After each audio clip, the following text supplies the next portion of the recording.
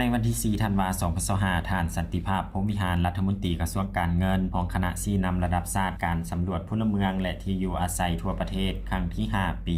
2025ได้ลงเคลื่อนไหวสุขอยู่ติดตามเวียกงานการเดินสำรวจพลเมืองและที่อยู่อาศัยทั่วประเทศครั้งที่5ปี2025อยู่แขวงเวียงจันทน์โดยมีท่านคำพันธ์สิทธิดำพาเจ้าแขวงเวียงจันทน์หัวหน้าคณะชี้นำการสำรวจพลเมืองและที่อยู่อาศัยทั่วประเทศครั้งที่5ปี2025คันแขวงพร้อมด้วยคณะมีหัวหน้าคณะชี้นำคันเมืองมีท่านปักติยอกาเดโลผู้ต่างหน้าองค์การสหประชาชาติกองทุนสำหรับประชากรประจำสปป.ลาวผู้ต่างหน้าองค์การธนาคารโลกประจำสปป.ลาวอุปทูตประเทศลุกซำบวกประจำสปป.ลาวของหัวหน้าศูนย์สถิติแห่งชาติพร้อมด้วยคณะและภาคส่วนที่เกี่ยวข้องเข้าร่วมหลังจากนั้นได้จัดกองประชุมร่วมกันระหว่างคณะชี้นำระดับชาติและคณะชี้นำขั้นแขวงการสำรวจพลเมืองและที่อยู่อาศัยทั่วประเทศและองค์การสากลผู้ให้ทุนเพื่อรายงานความคืบหน้าการจัดตั้งปฏิบัติการสำรวจพลเมืองและที่อยู่อาศัยทั่วประเทศครั้งที่5ปี2025ของแขวงเวียงจันทน์สำหรับแขวงเวียงจันทน์มีเขตสำรวจทั้งหมด551เขตเขตสำรอง55เขตและเขตสุดท้าย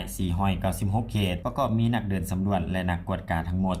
775คนในนั้นนักเดินสำรวจ612คนสำรอง61คนและนักกวดการ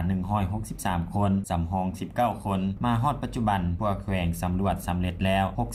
65.32 ส่วนห้อยของที่อยู่อาศัยทั้งหมดและคาดว่าที่อยู่อาศัยที่ยังเหลือจะสามารถเก็บกำข้อมูลให้สำเร็จตามแผนการที่วางไว้ในกองประชุมท่านสันติภาพพรหมวิหารรัฐมนตรีกระทรวงการเงินของหัวหน้าคณะชี้นำระดับชาติการสำรวจพลเมืองและที่อยู่อาศัยทั่วประเทศครั้งที่5ปี2025ได้มีคำเห็นชี้นำเกี่ยวกับการลงสุขอยู่และติดตามเวียกงานการเดินสำรวจพลเมืองและที่อยู่อาศัยทั่วประเทศครั้งที่5ปี2025อยู่แขวงเวียงจันทน์ว่าการกะเกียมแม่นสำคัญที่สุดเป็นต้นด้านบุคลากรและการฝึกอบรมให้ครูฝึกอบรมนักเดินสำรวจและนักกวดการพร้อมทางการลงเก็บกำข้อมูลภาคสนามตามแผนการที่กำหนดไว้และได้เน้นหนักให้บรรดาคณะชี้นำแต่ละขั้นสืบต่อเพิ่มทวีเวียกงานโฆษณาให้กว้างขวางและทั่วถึงในแต่ละชุมชนสุขอยู่ติดตามให้การสนับสนุนทางด้านวิชาการและสร้างกลไกให้การประสานงานแบ่งความรับผิดชอบแต่ละขั้นอย่างจัดแจงเอาใจใส่ประสานสมทบกับห้องการสำรวจขั้นศูนย์กลางและรายงานให้เป็นระบบต่อเนื่องพร้อมเดียวกันนั้นท่านสันติภาพพรหมวิหารรัฐมนตรีกระทรวงการเงินของหัวหน้าคณะชี้นำระดับชาติการสำรวจพลเมืองและที่อยู่อาศัยทั่วประเทศครั้งที่5ปี